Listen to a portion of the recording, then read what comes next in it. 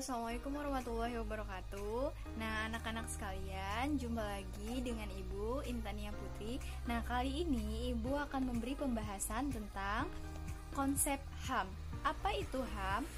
HAM merupakan hak asasi manusia. Hak merupakan unsur normatif yang melekat pada diri setiap manusia, yang dalam penerapannya berada pada ruang lingkup hak persamaan dan hak kebebasan yang terkait dengan interaksinya antara individu dengan suatu instansi. Hak merupakan sesuatu yang harus diperoleh. Menurut John Locke, HAM adalah hak-hak yang diberikan langsung oleh Tuhan Yang Maha Pencipta sebagai hak yang dikodrati. Hak asasi manusia atau sering kita sebut sebagai HAM itu merupakan istilah yang artinya hak-hak manusia. Namun dalam beberapa literatur, pemakaian istilah hak asasi manusia atau disebut HAM lebih sering digunakan daripada pemakaian hak-hak manusia. Nah, di Indonesia, hak-hak manusia pada umumnya lebih dikenal dengan istilah hak asasi atau sebagai terjemahan dari basic right atau Enduring Rights, atau bisa juga disebut hak-hak fundamental. Nah, kemudian kita akan membahas tentang konsep-konsepnya.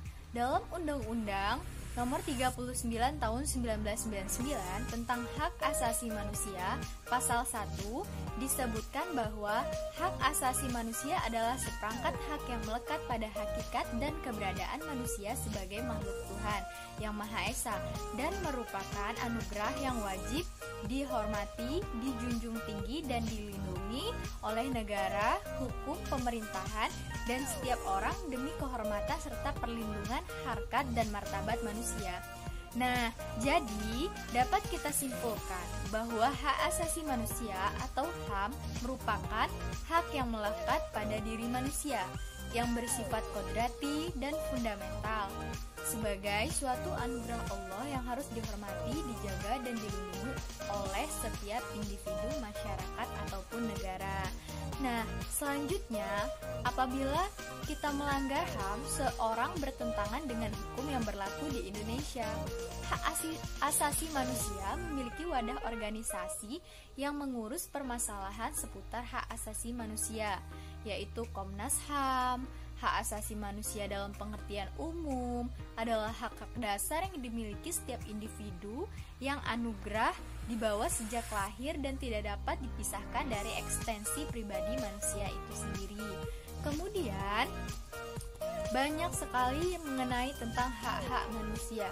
Dengan demikian, hakikat penghormatan dan perlindungan terhadap HAM ialah menjaga keselamatan eksistensi manusia secara utuh melalui aksi keseimbangan, yaitu keseimbangan antara hak dan kewajiban itu sendiri, serta keseimbangan antara kepentingan perseorangan dengan kepentingan umum, upaya menghormati, melindungi, dan menjunjung tinggi hak asasi manusia yang seperti sudah saya jelaskan tadi.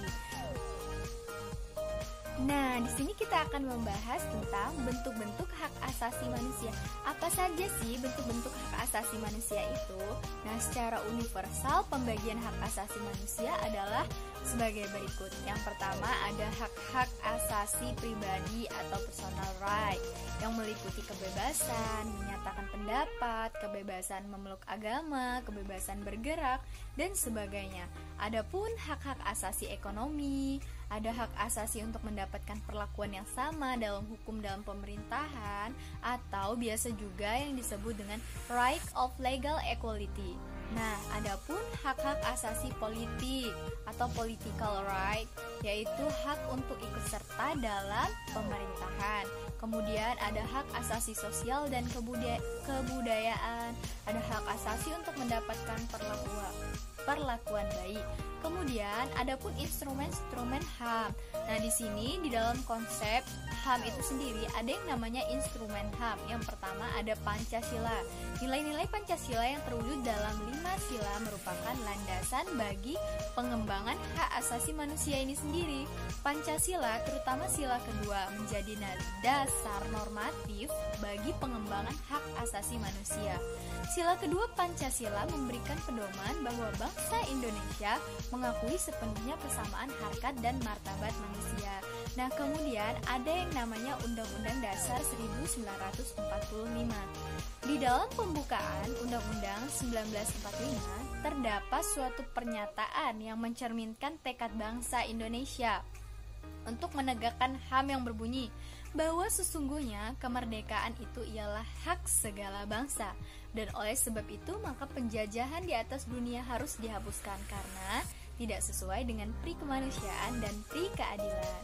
Nah, kemudian banyak dalam batang tubuh Undang-Undang 1945 ini, hak-hak tersebut itu diatur di dalam sebuah pasal-pasal. Ada pasal 27 ayat 1 yang menyatakan hak atas kesamaan hukum dan pemerintah.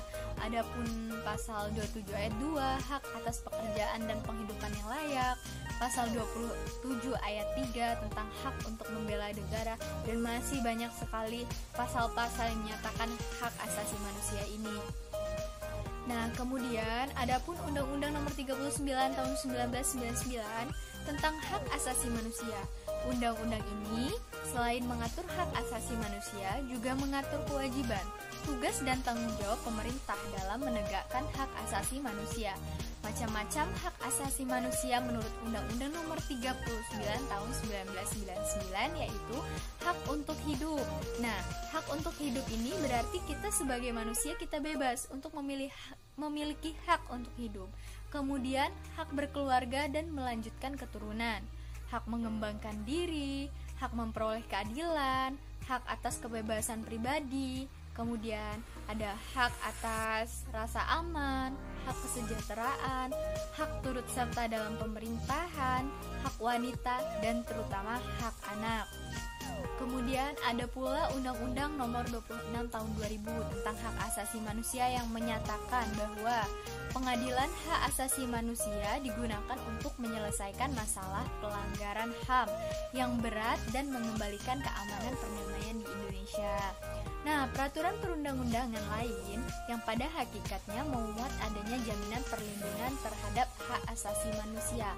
Peraturan tersebut antara lain Kitab Undang-Undang Hukum Acara Pidana, kemudian Undang-Undang tentang Kemerdekaan Menyampaikan Pendapat di Muka Umum, Undang-Undang Partai Politik, Undang-Undang tentang Kepolisian Negara Republik Indonesia, kemudian Undang-Undang tentang Pemilu, Undang-Undang tentang Pers, Undang-Undang tentang Pertahanan Negara, dan masih banyak lagi.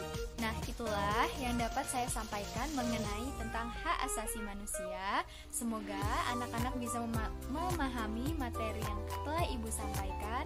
Saya akhiri. Wassalamualaikum warahmatullahi wabarakatuh.